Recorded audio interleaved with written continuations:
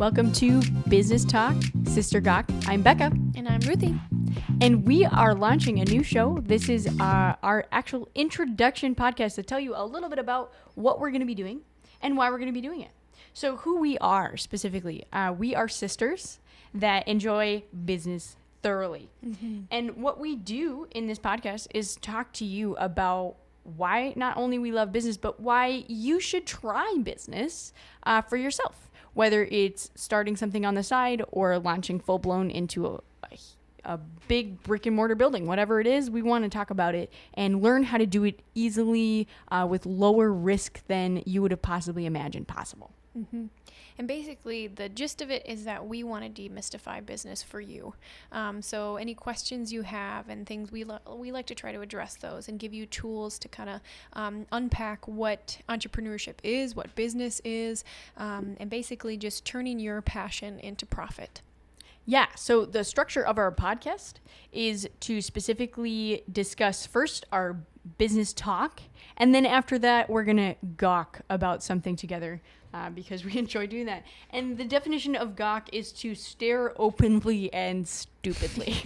So whether that's telling you a little bit about something embarrassing that happened to us, something we find really interesting, or just discuss fun things that are interesting in the world around us, or something maybe you shared with us that we think is pretty hilarious. So we're going to talk about that at the end, so stick around for that if you enjoy that kind of conversation.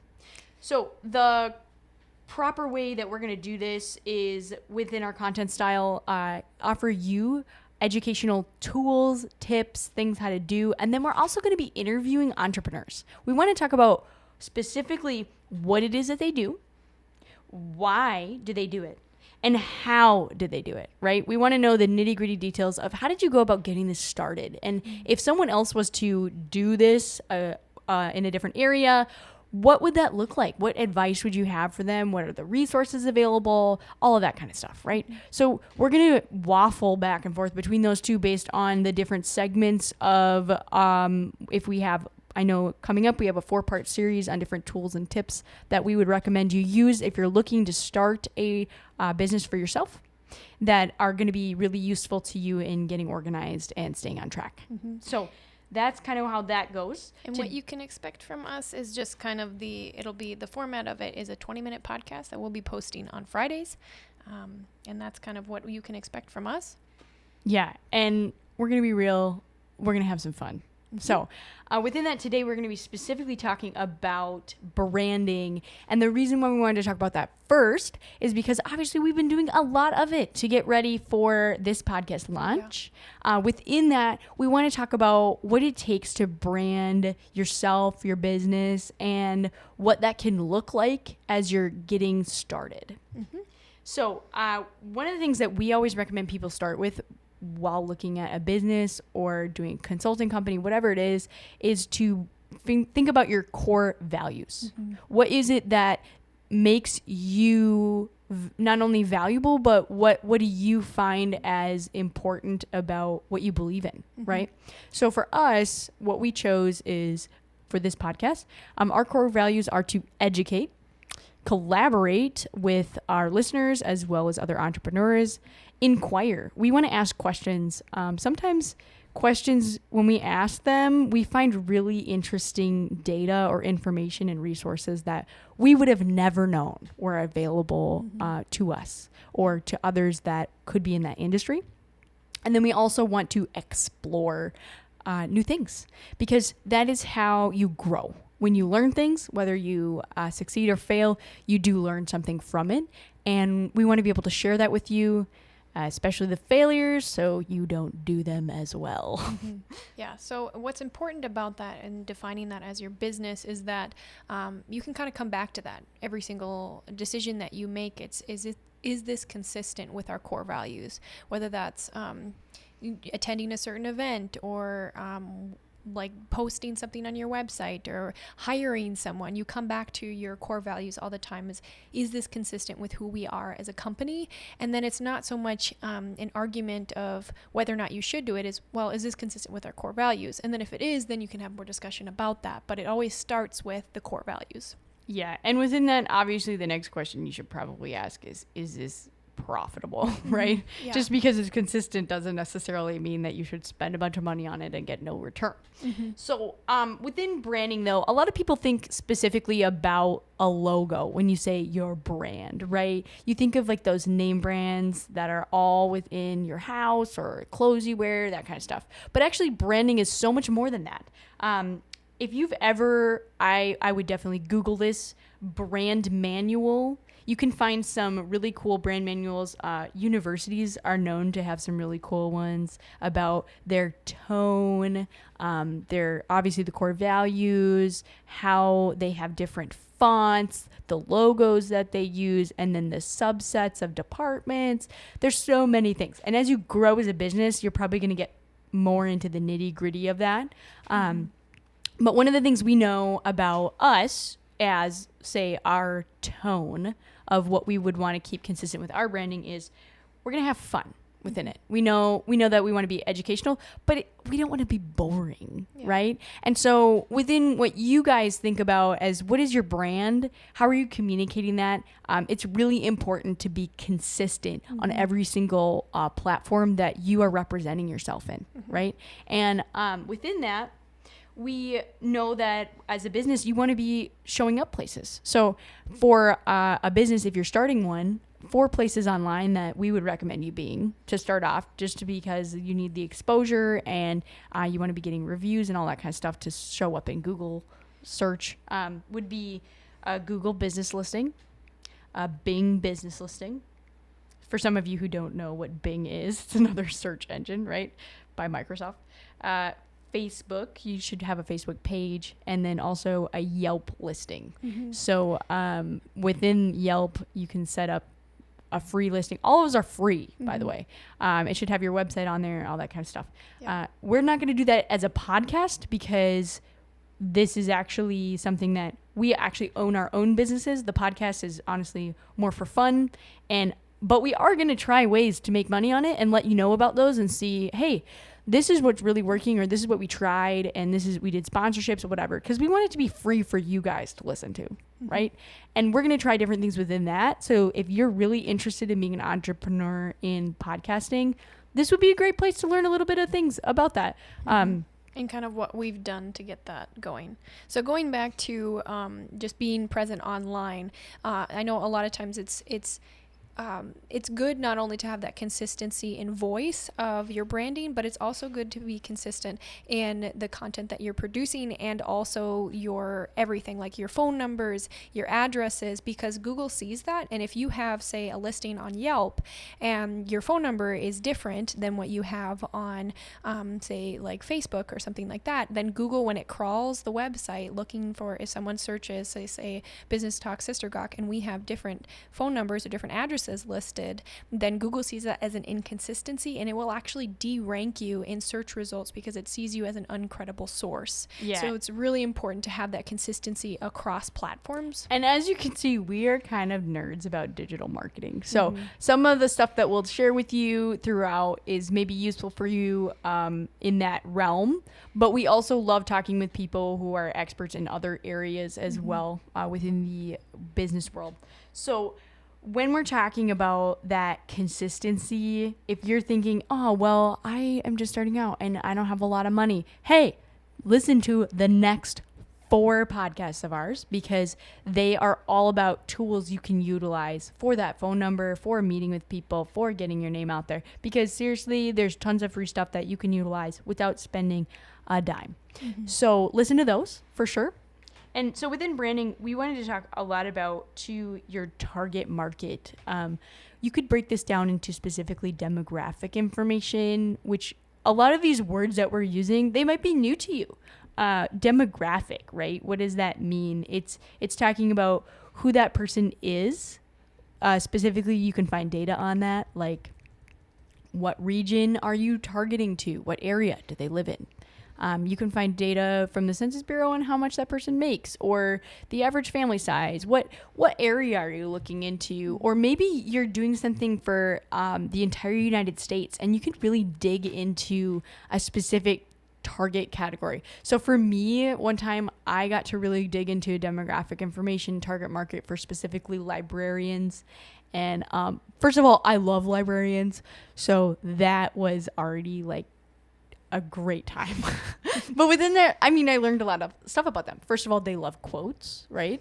They are really into books. No spoiler, right?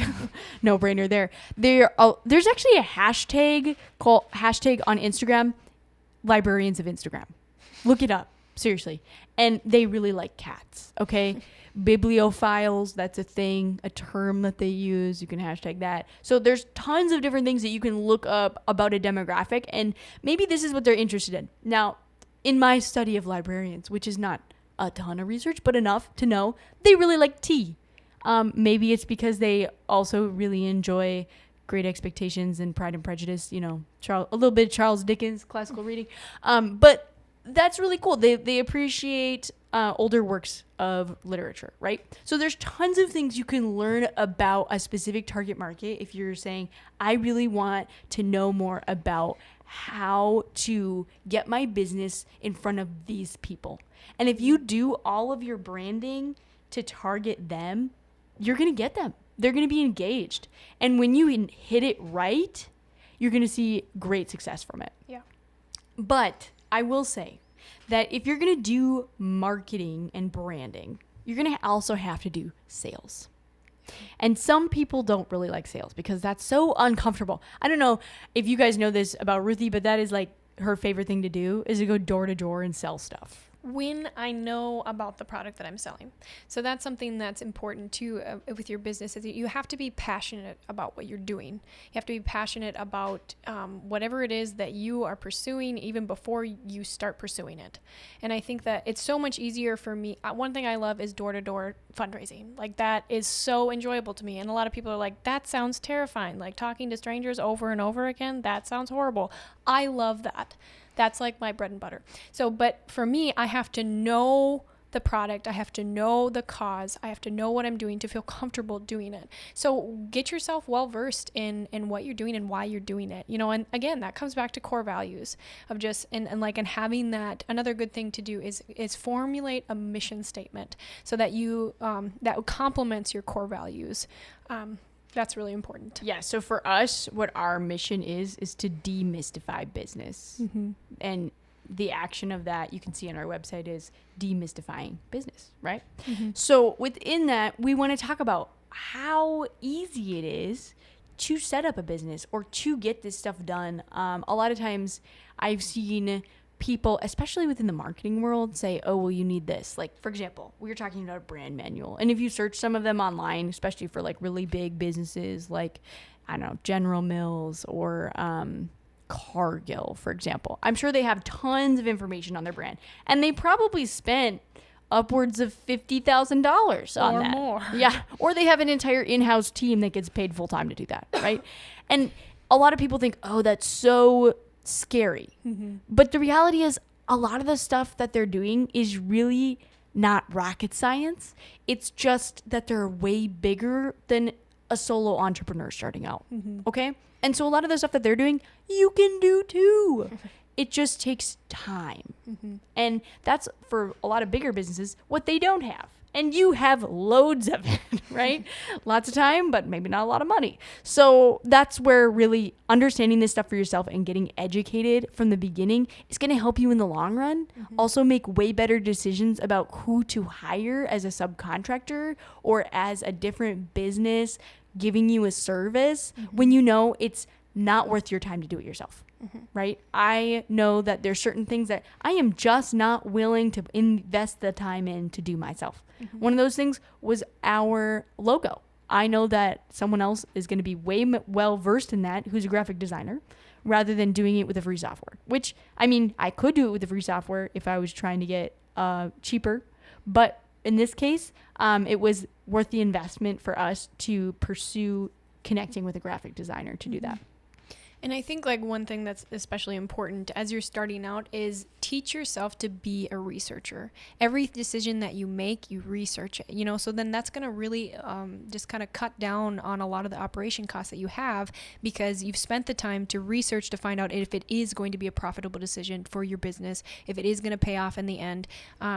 And even if you're going to like it, I Yeah. mean, there's one thing to say, wow, this is really profitable. It's going to make a ton of money. But if you hate it, you shouldn't be doing it, right? Because entrepreneurship should be an enjoyable experience. Yeah. Is it sometimes scary? Does it sometimes have hard difficulties? But it's the journey through that where you learn things. And within that branding aspect, I think one thing we haven't really talked enough about is knowing who you are personally, right? Yeah. You have your core values, you know what you're passionate about, but what are you actually good at?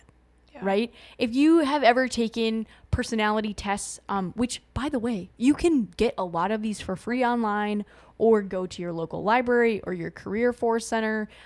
They have a ton of these resources where you can say, hey, I really like this. I don't like this. Or I really like these conversations. Are you an introvert or an extrovert? Are you this or this, right? You can do all of that research to know, okay, here's where I thrive. Yeah. So what kind of job will I enjoy doing? And maybe part of it is what you really enjoy.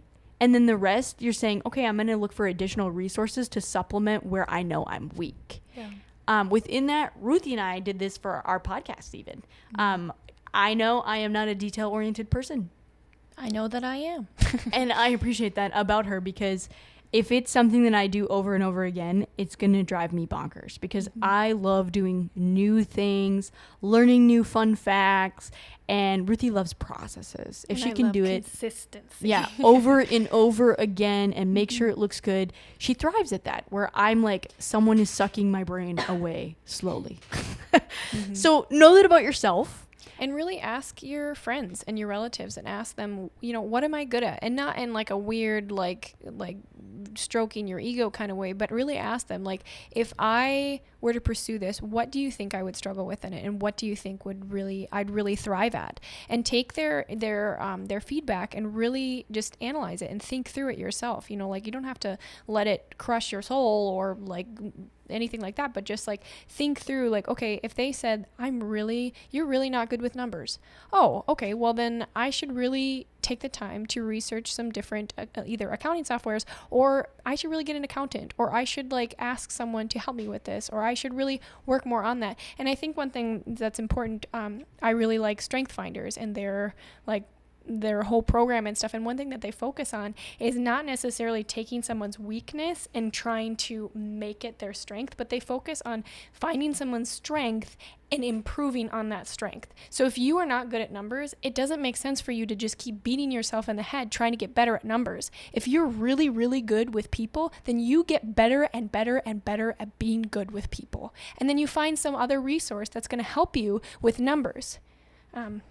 Yeah, so we could talk about that all day, because we love helping people figure out what their life trajectory is, what they want to do. And we want to have those conversations with you as well. So if you ever feel like contacting us, you can do that through our website, businesstalksistergawk.com, as well as our Facebook page, where we're going to be pretty active. So definitely check out and utilize the community of Facebook that we have. It's invitation only, so you should definitely find our group and request entry. But within that, you should be thinking about, what do you want in life and how can you plan for it? Because that is exactly what we love doing, and giving you the tools to do that. Now, this is a part of the show where we gawk about something that is pretty interesting to us. I mean, Or something that just makes us smile. yeah, I mean, when we talked about our definition, you really know. Okay, so as you probably have figured out, Ruthie and I are sisters. We actually come from a pretty big family, 7 siblings total. So some pretty interesting stories come from that. When Ruthie was younger, she and our other sister, we actually have 2 more sisters. So Rachel is the one, which, by the way, we have nicknames for everybody. So we'll just, I digress. Okay. So Ruthie's going to tell us a little bit about one of their favorite hobbies as a small child. Okay. So one of my favorite things is just trying to get people to do ridiculous things, because I think it's funny, and it's just, I don't know, it's just a good time, and it makes for a lot of good memories. Convincing people to do stuff. Yeah. So one time when we were little, we went out to a puddle, and we had this little styrofoam cup, and we were like this is a genius plan. We should scoop up some of this puddle water and try to convince Mom that it's tea so she'll drink it. And so then we like thought this whole through of like what kind of tea it was going to be. Like when we were going to ask her, we thought about putting it in the microwave, but it was a styrofoam cup. I don't think we actually did because I don't think we had a microwave at the time. But anyway, so then we went and tried to give it to my mom, and she didn't drink it because previously Bekkah had tried to do something. The same thing. Okay, so I just said she was terrible, but I am like way more stealth in my processes. Ours had dirt in it. Yeah, obviously if you got stuff floating in the tea, it's not clearly tea. Iced tea, though, fun fact, if you soak a whole bunch of acorns for a week in a bucket of water, it looks exactly like iced tea. And I did convince my mom that it was iced tea and got her to drink it, and she was like, this is disgusting. She did not drink our dirt puddle tea. So that is a random fact about convincing. We probably have a couple more stories for you that we'll be sharing along the way. So be sure to join us every Friday. We'll see you next week.